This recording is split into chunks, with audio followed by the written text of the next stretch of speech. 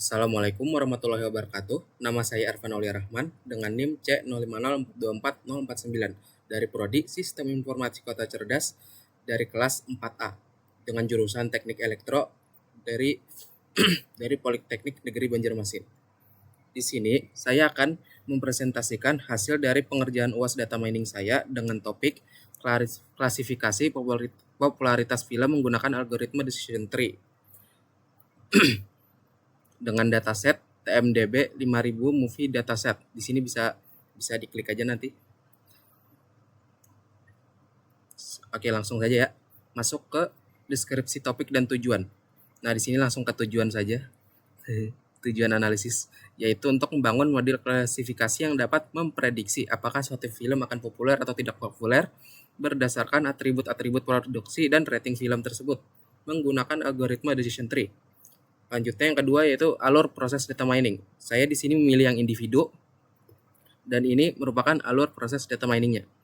Ini akan kita ketemukan di seterusnya ya.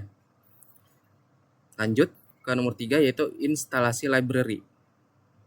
Ini library yang harus diinstal ya lebih tepatnya. Tapi karena saya sudah install sini jadi kita lanjut saja. Yang keempat yaitu import library. Di sini merupakan library apa saja yang saya import.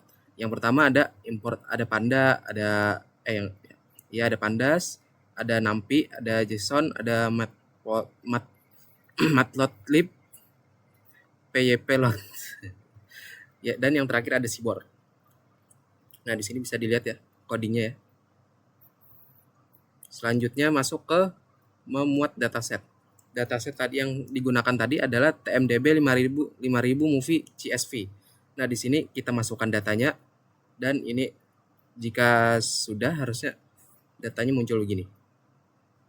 Ini hanya sepotongnya saja, nih banyak ini datanya. Oke, lanjut saja lah ya. Lanjut saja lagi ke nomor 6 yaitu eksplorasi data. Di sini setelah kita menjalankan coding ini, di sini terlihat ada data yang belum lengkap sama sekali. Maksudnya belum ada yang penuh. Ada yang belum penuh maksudnya. Nah, ini ada yang dari di homepage, ada contohnya lagi ada di tagline. Ini ada lagi pasti nih selain ini, tapi yang pasti kita lanjut saja dulu. Selanjutnya menjalankan perintah ini, data descript untuk melihat deskripsinya. Lanjutnya menjalankan ini data is null dan sum ini untuk mencek jumlah missing value per kolom. Di sini terlihat di homepage ada 3091, di tagline ada 844. Ini masih ada lagi harusnya ini ya. Catatan hasil pengecekan data. Kolom homepage memiliki banyak kosong lebih dari 60% missing sehingga dianggap tidak layak digunakan sebagai fitur.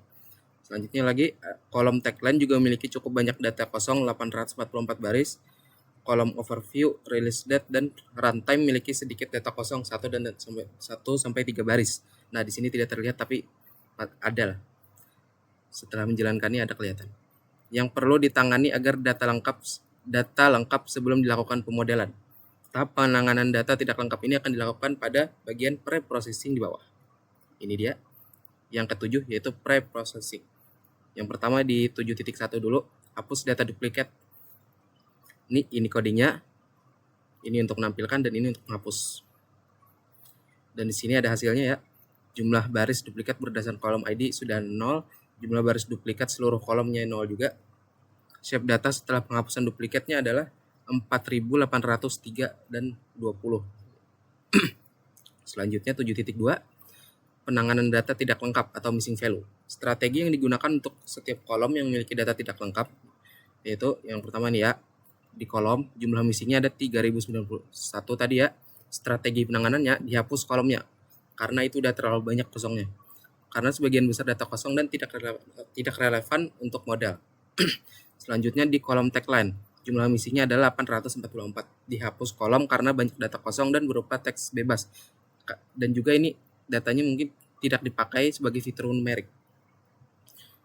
Dan juga selanjutnya pada overview ada 3 missing value, diisi imputasi dengan teks tidak ada deskripsi. Selanjutnya ke release date, jumlah missingnya 1, baris dihapus karena hanya satu data dan tidak dapat diimputasi secara wajar. Selanjutnya yaitu runtime. Jumlah misinya ada 2, diisi imputasi dengan nilai median durasi film. Nah, berikut merupakan codingnya, dan di bawahnya lagi ini adalah memperlihatkan total missing value setelah di pre-processing. Sudah terlihat di sini ya, sudah tidak ada missing value yang yang mengganggu ya, lebih tepatnya. Sudah diisi dan dihapus bagian yang tidak perlunya. Selanjutnya ke 7.3 fitur engineering. Beberapa kolom pada dataset TMDB ini berbentuk text JSON. Contoh, pada genres ada production companies, production countries, dan spoken language. Kolom-kolom ini diubah menjadi fitur numerik agar dapat digunakan oleh algoritma decision tree. Berikut merupakan codingnya, bisa dilihat di sana ya. Dan hasilnya. Lanjut ke 7.4, yaitu pelabelan kelas data atau target klasifikasi. Karena data asli tidak memiliki label kelas secara langsung, maka dibuat label target. Label popularitas berdasarkan nilai median dari kolom popularitas. Jika popularity lebih dari sama dengan median, itu akan dianggap populer. Sebaliknya, jika popularity kurang dari median, maka dia akan dianggap tidak populer. Pendekatan median ini dipilih agar distribusi kelas menjadi seimbang atau balance lah ya, sehingga model tidak bias terhadap salah satu kelas. Ini codingnya, dan ini hasilnya di bawahnya.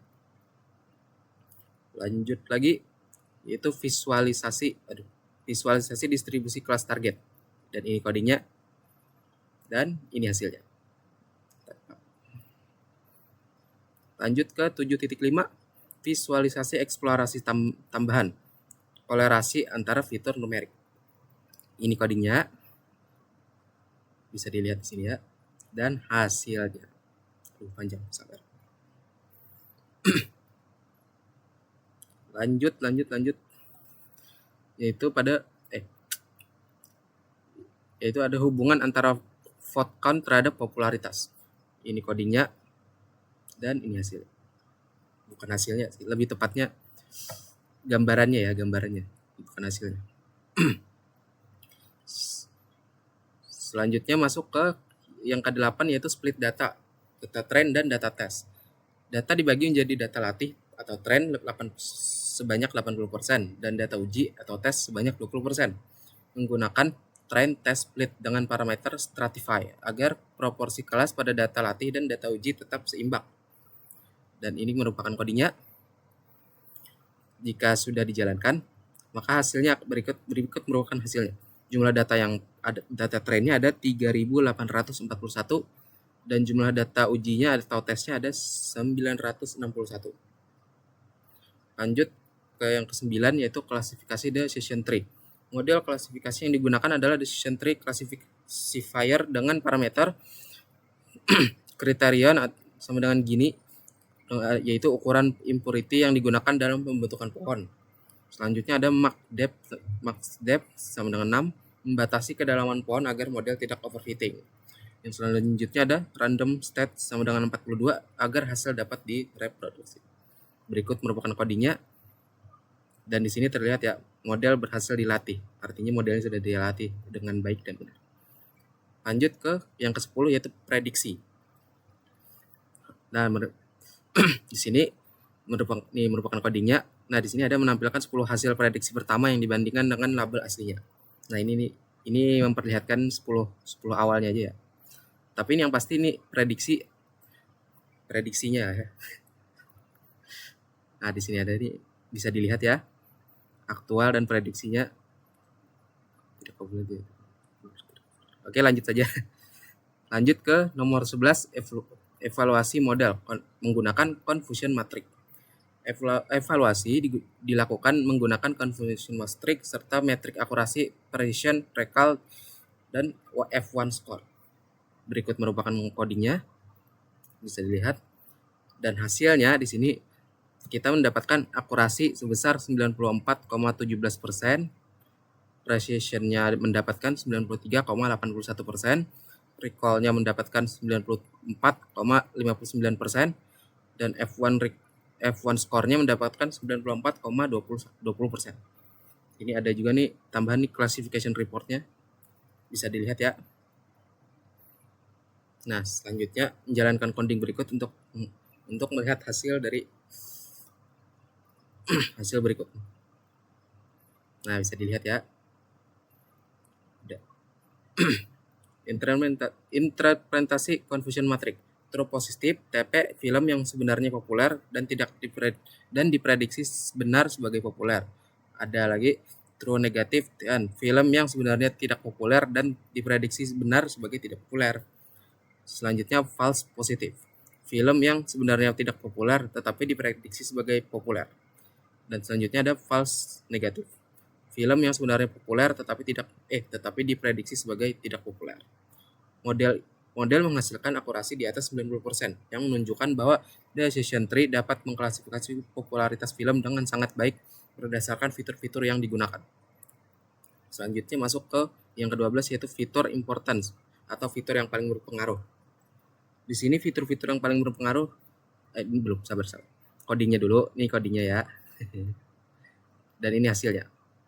Nah, di sini ya terlihat ya yang paling tinggi vote count. Fitur yang paling berpengaruh itu ya vote count. Dan fitur-fitur lainnya kecil ya.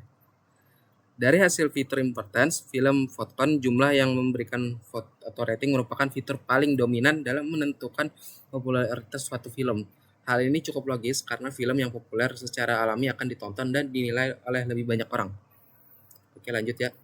Yang ke-13 yaitu visualisasi pohon keputusan atau decision tree. Berikut merupakan codingnya dan ini hasilnya. Hasil dari visualisasinya. Bisa dilihat ya di sini ya. Selanjutnya yang ke-14 yaitu kesimpulan. Kesimpulannya yang pertama, dataset TMDB 5000 movie dataset digunakan untuk membangun model klasifikasi popularitas film dengan algoritma decision tree secara individu. Itu tadi. Yang kedua, tahap preprocessing yang dilakukan meliputi pengecekan dan penghapusan data duplikat, penanganan data tidak lengkap, missing value pada kolom homepage, tagline, overview, release date, dan runtime, serta fitur engineering pada kolom berformat JSON menjadi fitur numerik.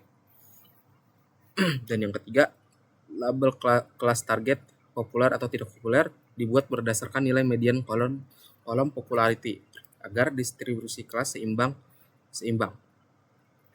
Yang keempat, model decision tree dengan MACDEP sama dengan 6 tadi menghasilkan performa yang sangat baik. Akurasi yang didapatkan tadi ya ada 94,17%, precision, recall, dan F1 score masing-masing kelas berada di atas 92% juga. Tinggi ya, lumayan ya itu ya.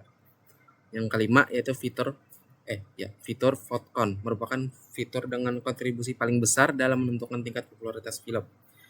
Dan yang terakhir, yang keenam, model ini dapat digunakan sebagai alat bantu prediksi awal bagi rumah produksi atau platform streaming yang memperkirakan potensi popularitas suatu film berdasarkan data produksi dan data rating yang dimiliki.